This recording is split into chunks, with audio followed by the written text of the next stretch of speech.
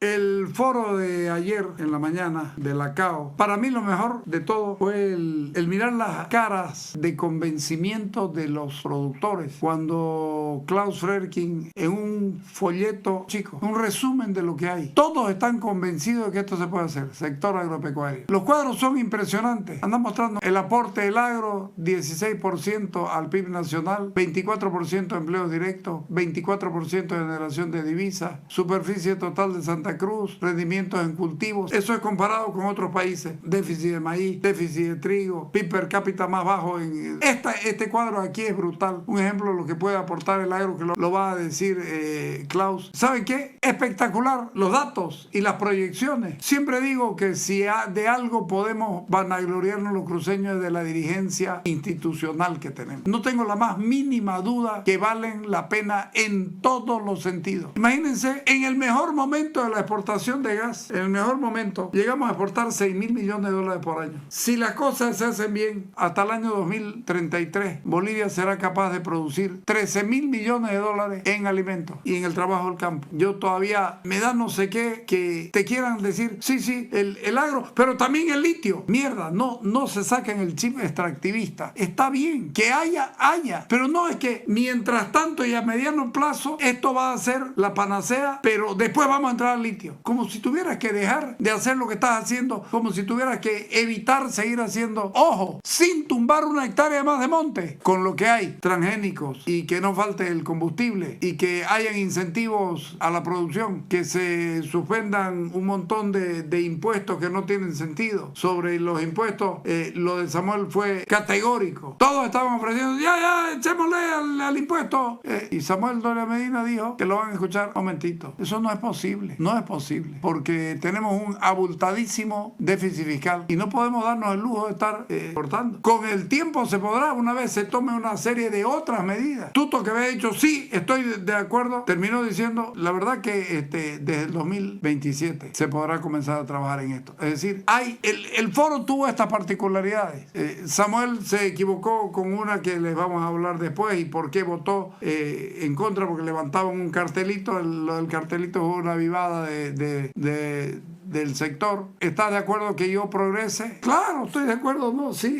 Pero hubo otras preguntas que valieron la pena. Se redundó muchísimo en preguntas, pero estuvo bueno. Vamos con Klaus Fredkin. En nombre de la Cámara Agropecuaria del Oriente, le doy la más cordial bienvenida a este foro presidencial. Decisiones que cosechan futuro, porque eso es lo que está en juego hoy. Las decisiones que se toman con valentía o las que se evaden con cálculos políticos. También está en juego el futuro de un país que produce, que exporta, que trabaja, pero que está atrapado en un modelo que lo frena, que lo ahoga y lo empobrece. Todos aquí sabemos que Bolivia está en crisis, que tenemos una economía agotada, una escasez de combustible que para la producción, una deuda pública que crece mientras que el aparato estatal se vuelve cada vez más pesado e ineficiente. Ni qué decir en un Estado que en lugar de facilitar, compite, estorba o castiga al que produce. Y eso es lo que sentimos nosotros los agropecuarios. Decirles con mucha claridad, el modelo se agotó, el Estado empresario se agotó, la economía controlada a cada uno de nuestros sectores se agotó, la persecución al agro y a la cadena productiva fracasó. Hoy el país necesita algo distinto, por eso hacemos algo distinto. Necesita liderazgo con coraje para liberar las fuerzas del trabajo, de la inversión y de la producción. Por eso estamos aquí, para escuchar con atención, pero también para exigir con firmeza. Exigir respuestas claras, sin rodeo,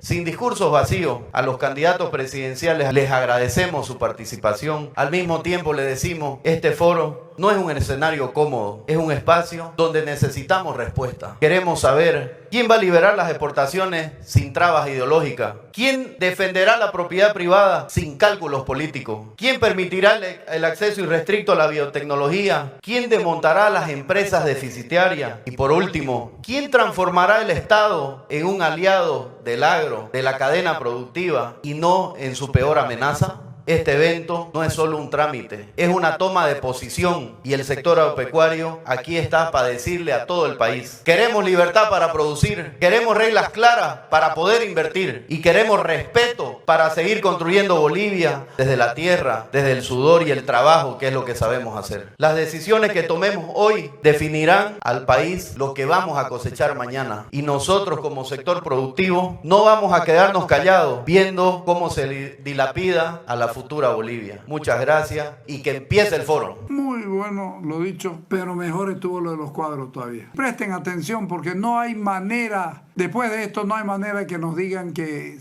se nos puede parar en algo. Con Gary Julio coincidíamos que la burguesía cruceña, y seguramente la burguesía nacional si está metida en esto también, pero la burguesía cruceña ha justificado la razón de ser de lo que ellos son. ¿Y por qué? Porque ya no son un fin en sí mismos, son un fin de Estado. Porque lo que ellos pueden hacer ya no es ellos para ellos, es para la contribución al Estado. Vamos a ver las diapositivas, dale. Esta pequeña presentación es justamente para que los candidatos sepan la situación actual y las potencialidades que tenemos como Bolivia para seguir por el rumbo de la agropecuaria. Es bueno que de primera mano sepa el país, sepa la prensa, porque aquí todos creo que lo sabemos y vamos a mostrarle hacia dónde vamos a ir caminando. ¿Qué aporta el sector agropecuario nacional? Al PIB nacional nosotros estamos con 6.000 millones de dólares, el 16% al PIB nacional. Los empleos directos que tenemos, un 24% de lo que se da en el país. Eso quiere decir 1.6 millones de personas, que es todo este sector o toda esta cadena que está aportando al país. La generación de divisas, estamos con un 24%, 3.2 mil millones de dólares es lo que estamos aportando a la economía. Santa Cruz, ¿de dónde produce eso? Para que lo tengan claro. Tenemos casi 37 millones de hectáreas, es lo que tiene Santa Cruz, donde las áreas de conservación son casi 18 millones de hectáreas. Con los bosques remanentes podemos llegar a 20 millones de hectáreas de bosque que tiene Santa Cruz. Y esos bosques, el sector agropecuario los protege, no los quema, porque de ahí vivimos de todo eso. De las 36 millones de hectáreas para el uso agropecuario, según nuestro plus, es de 15.5 millones de hectáreas, de las cuales se utilizan 2 millones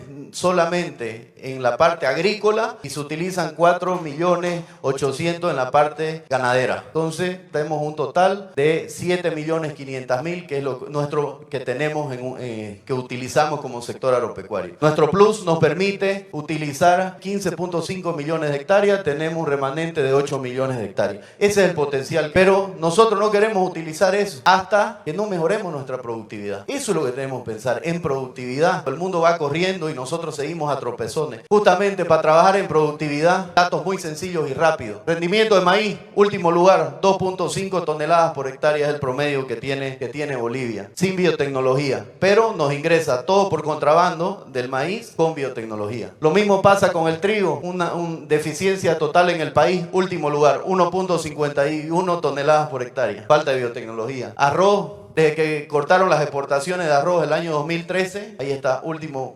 lugar en productividad, porque no hay incentivos. Rendimientos en soya, un solo evento aprobado. El gobierno el año pasado intentó aprobar 2 más, HB4 y Intacta, y por la burocracia nunca se llegó. Entonces ahí estamos, con un evento, estamos dando pelea, estamos de 5.º lugar, 2.35. Vámonos al tomate. 13.45 toneladas por hectárea en tomate, último lugar. Vámonos a la papa, 6.4 toneladas por hectárea, último lugar. Perú, que es nuestro vecino, el productor, 15.9 toneladas por hectárea. Esa es la falta de tecnología. Algodón, por una mala negociación, ahí está el algodón. El algodón ni se come y aún así no lo aprueban la biotecnología y las semillas transgénicas. 0.57 toneladas por hectárea. Eso es lo que significa esto. Yo quiero destacar, y yo lo hubiera puesto como titular, ahí está el algodón. Ni se come y también es prohibido. Esto te demuestra la mirada sesgada, ignorante, de odio, de resentimiento o política de decir no hay que permitirle a Santa Cruz que crezca, que se desarrolle mucho. No hay ninguna otra razón, o todas juntas. Ni se come, o sea, no es que le hace daño a la gente, no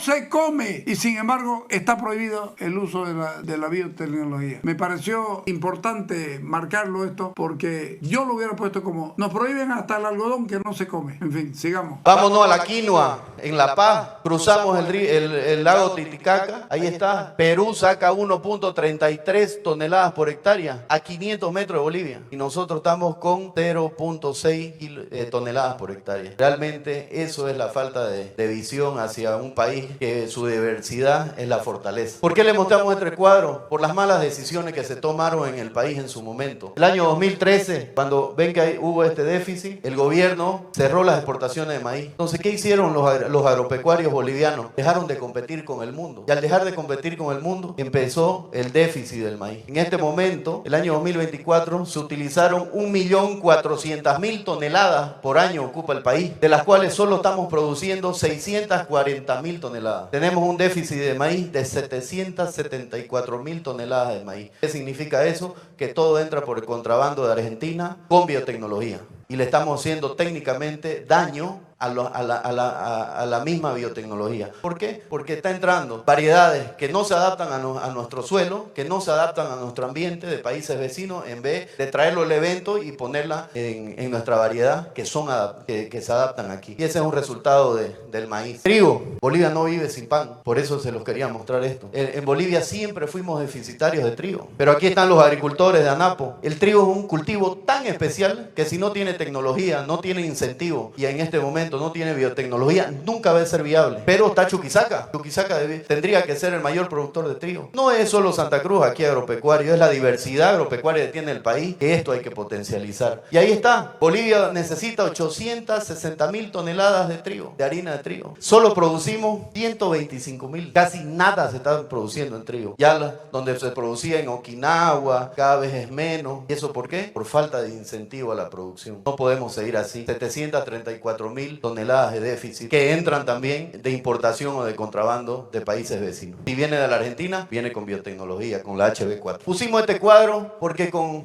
mirar los dólares per cápita que tenemos por persona, eso nos dice que no podemos salir al mercado a comprar productos. Estamos obligados a producirlos en Bolivia. Son 4.105 dólares per cápita que tenemos por habitante, pero si nos vamos ahorita a una Argentina, solo pesa el 30% nuestro per cápita con Argentina, que es de 13.651 dólares. Con Brasil es de 8.918. Esto nos obliga a que tenemos que incentivar la producción nacional. Desde las llamas, desde los vinos, desde la hortaliza, desde la fruta, desde el ganado, desde todos los sectores, dependiendo del departamento. Le vamos a mostrar lo que venimos trabajando y pensando desde la anterior gestión, donde nos pusimos a proyectar y solamente agarramos 10 cultivos, desde soya, maíz, sorgo, trigo, girasol, chía, arroz, sésamo, algodón y caña. El año pasado, 13.936.000 toneladas de esos 10 cultivos se produjo en Santa Cruz. 13 millones. Si nosotros hacemos con reglas claras, con biotecnología, con seguridad jurídica, y nos vamos a 10 años, al 2033, y si quieren del 2025, que la proyección es producir 15 millones de toneladas, lo podemos duplicar a 30 millones de toneladas de alimentos. Miren cómo es el maíz. El maíz se produce el 2025 566.000 toneladas. Al 2033 1.713.000 toneladas. Tendríamos hasta exportar maíz. Entonces solamente es confianza en los productores, confianza en toda esta cadena productiva que todos nos complementamos. Por eso queríamos mostrarles esto, por si acaso, para los que nos tratan que queremos tumbar todos los árboles de Bolivia, decirles que netamente es sin incrementar el área. Todo está a base del incremento de la productividad. Esto le vamos a hablar de las proyecciones de exportaciones, no solo de Santa Cruz, sino de todo el agro boliviano. En la producción nacional, el año 2020-2024 fueron 21.3 millones de toneladas. Eso es lo que se exportó, ¿cierto? Lo que se produjo, perdón, a nivel nacional. La exportación del agro, 4.6 millones